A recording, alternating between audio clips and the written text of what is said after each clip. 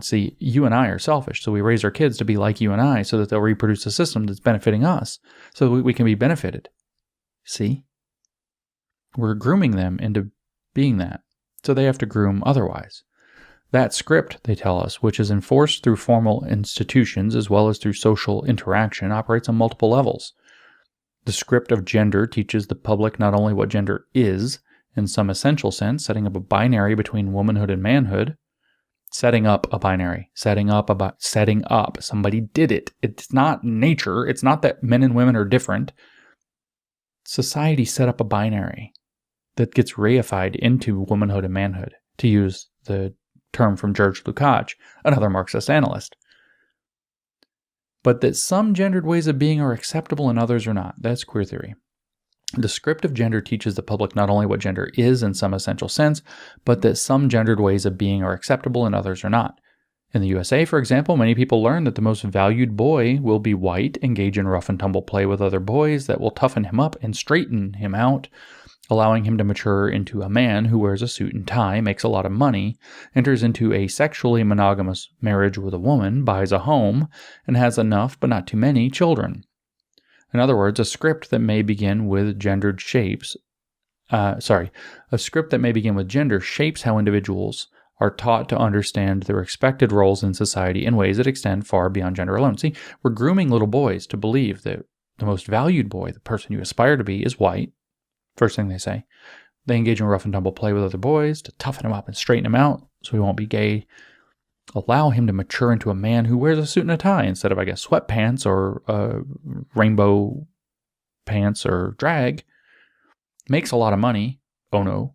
Enters into a sexually monogamous marriage with a woman. Oh no. Buys a home. Oh no. And has enough but not too many children. Oh no. This is the things they hate.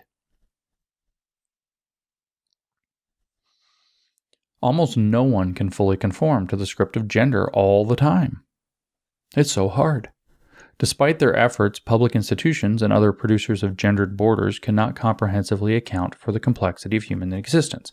Okay, so now we defer back to what the gay civil rights movement did. Gay acceptance. Okay, you're gay and you're still a man. You're a lesbian and that doesn't take away one drop from your womanness.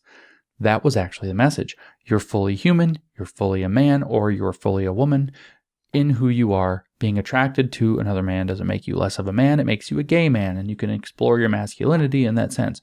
Being a woman who's attracted to a woman doesn't make you less of a woman, it makes you a woman who is a lesbian, and you can explore femininity and womanhood in that sense. And we're going to accept people for who they are. That's gay acceptance. Not here. Almost no one can fully conform to the script, aka prison, Gnostic prison of gender all the time. We can't possibly account for all the differences, so we're just going to throw them all out. That's the queer agenda. Yet, they say it is also virtually impossible to completely go off script. Trans and gender nonconforming people, particularly those who are multiply marginalized, are, with disturbing frequency, violently scapegoated for breaking gender's rules and revealing the limits of those rules, as if it's just arbitrary social rules, as if that's all that's going on. God, these people are so frustrating. That scene in What is a Woman with Matt Walsh talking to the professor from the University of Tennessee who says that truth is violence. You can hear it.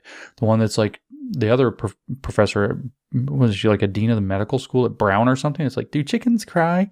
You can hear it. Those people aren't aberrations. That's the mainstream within this queer theory, because they think everything is arbitrary social rules being imposed on people, and that's what creates people. We're the playthings of the discourses or the playthings of the power structures of society,